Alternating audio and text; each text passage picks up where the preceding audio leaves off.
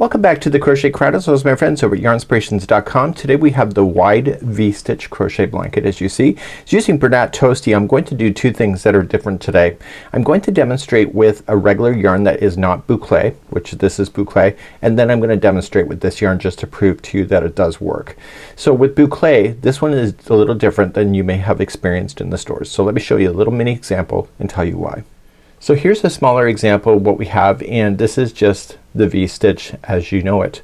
The wonderful thing about this is that once you get it started, you just play within the gapping spaces, and that's really wonderful. So the only time you have to concentrate on the stitch count is pretty much in the beginning, but you can always fake it if you have to. So when you look at the pattern, you'll see that the striping colors are coming up. That's because the example is much wider, but when it's a smaller example like this, you can see the transition to color that's happening on its own. So the boucle is slightly different than things that you may have experienced in the past. So let's talk about that. So when you look at the boucle yarn here, I asked when they were presenting this to us, is that what's the difference? And you will notice that the boucle, the actual yarn itself, is really tight to the core, and when it's really tight to the core, you can actually crochet with this without the hook being able to slide into the pieces that are in between, right? So on really thick fluffy boucle, it's easy for your hook to catch into all these extra looping, but because it's tight to the core, it's really hard. And I have to tell you, I did this a particular example, plus I've done other things with Bernat Toasty, and I've not had a problem with my hook snagging into it. So that's something that's really quite awesome. So the diagram is just one row that keeps repeating over and over, so we have to do our first chain, and it's multiples of 4 plus 5, so you can go 4, 4, 4, and when you're satisfied with the width of your chain, just add 5 chains and then you'll have the balance. Once you get the first row established, then the rest of the rows are just repeating the first row, and they're just essentially just sitting inside of each of the V-stitches as you go. That's how hard this thing is. So that's the wonderful thing about this particular project, is that once you get blazing on this thing, you can turn on the TV and enjoy. So it's recommending a 6mm size J crochet hook with the Bernat Toasty. I'm going to be demonstrating with Caron Sprinkle Cakes next, just to show you the stitch work without the fluff, and then I'll demonstrate the fluff, well, the boucle version, in just a moment. So I'm going to demonstrate it with the Caron Sprinkle Cakes, and it's just I have extra here, so I'm just going to create a slip knot, and I am going to put that onto my hook, and we'll start our beginning chain. So the beginning chain is in multiples of 4 plus 5. So you go 4, 4, 4, 4. When you're happy with it, add extra 5 chains and you'll have balance. Or you can chain 173. Yeah, just for tutorial reasons I am using an 8mm size L hook because this yarn is much thicker. So I'm going to chain in multiples of 4. So 1, 2, 3, 4. Are you satisfied with the width? If not, add more. So 1, 2, 3, 4. Satisfied, yes or no? 1, 2, 3, 4. If I said that I was satisfied at this moment, I will add an extra 5 chains. So 1, 2, 3, 4, and 5, and that's your beginning chain. So either chain 173 or multiples of 4 plus 5. So we're going to do the foundation row, and this will get ourselves established. We want to start, and we want to double crochet in the 6th chain from the hook. So we're gonna do that. So we're gonna do 1, 2, 3, 4, 5, and 6, and turn it over and get the back hump of the chain and double crochet.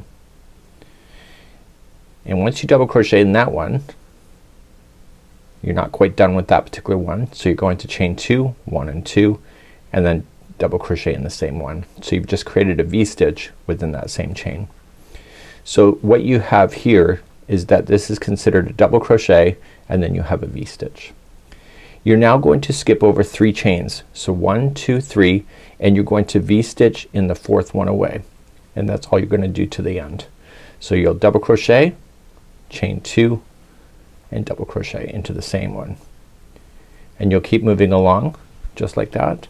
So skipping 3, so 1, 2, 3, go to the 4th and V-stitch. So chain 3, or sorry, double crochet, chain 2, and double crochet. But eventually the party will run out and you'll end up at the end, so you're gonna skip the final 2 chains that are left, and you're going to double crochet in the last. So this is the foundation chain, the foundation row really, and that's what it will look like. So you have the V-stitches, and then both sides of the edging will have a double crochet. Let's turn our work and show you number 1, which will be the repeat of everything. To do row number 1, it's the same row each and every time until you're satisfied with the length of it, which is about 57 inches. You'll chain 3, which will be your first double crochet, and you will put a V-stitch inside the middle of each of the V-stitches all the way across. And with the boucle yarn of the Bernat Toasty, it's really easy. So double crochet, chain 2, double crochet, and then go to the next one. So just go right to the V-stitch, the middle of it, and double crochet, chain 2, double crochet, and you'll do that all the way across. And because you're working with chain spaces, it's easy. So just go to the next one, double crochet, chain 2, and double crochet. But eventually the party will end and you'll end up with the last one, so you'll double crochet in the turning chain. So make sure you go right into a chain itself, not to a space. And that was row number 1. So to begin again, you just turn your work and chain 3. So 1, 2, 3, and then just start in the V-stitches again. So that's all you need to do. That's this entire pattern, and when you're satisfied with it, you'll just hide in your ends just using a tapestry needle and etc. So it really looks amazing. So when it's using the boucle yarn, you can see it will look completely, it will look like this, but just fluffy and very soft to be able to work with. So it's a great opportunity. So I'm going to demonstrate with you next on the starting of the actual boucle version to prove to you that it's not a problem to use that yarn as well. So that's what our goal is today, is this. So let's use the boucle. I'm starting with the slip knot using a 6mm size J crochet hook and Bernat Toasty. So again, you can chain 173, or you can do the multiples of 4 plus 5. So I'll do multiples for you today. So 1, 2, 3, 4, and then is it big enough? Yes or no? So 1, 2, 3, 4, and then 1, 2, 3, 4. If I was okay with that being wide enough, then I can just add 5 more chains. So 1, 2, 3, 4, 5, and then that's the beginning chain. So let's move along to the foundation row next. Now it's kinda hard to see the fluffy stuff on camera. That's why I demonstrate it with the other yarn, just to cover my butt. So what I want to do is that I want to go 6 chain from the hook, and I know it's kinda hard to see, but I can feel it with my fingertips. And there's number 1, number 2, number 3, number 4, number 5, and 6, and turn and get the back hump of that 6th one. This yarn is really easy to fake anything if you have to. Okay, so you're gonna double crochet, chain 2, and double crochet. It's just like I showed you before. Okay, the only difference is that it's fluffy. So now you're gonna skip the 3 chains. So 1, 2, 3, and go to the 4th and get the back hump. If you can't find the back hump, just slam it in there somewhere. I don't know why I'm laughing like that. I started that yesterday. So I want a V-stitch, double crochet, chain 2, double crochet. Okay, and you're gonna do that all the way across. So skipping 3, so 1, 2, 3, and go to the 4th. Okay, and then chain 2 and double crochet. Now if you think you're screwing it up at all, as I told you, this yarn's really forgiving. So I think I have an extra stitch left. I can feel it. So all I'm just going to do is that I'm just going to 1, 2, so I'm gonna skip 2, go to the 3rd, and I'm going to put it in. And you can see that I have a chain left over.